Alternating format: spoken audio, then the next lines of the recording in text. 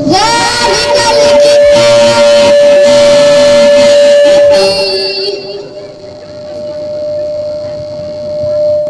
هدى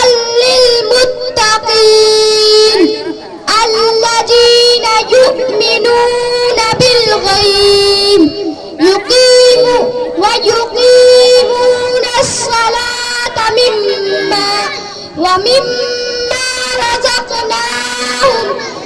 ومما رزقناهم ينفقون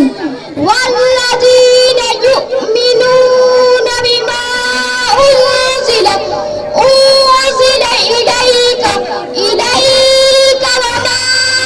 أنزل من قبلك وبالآخرة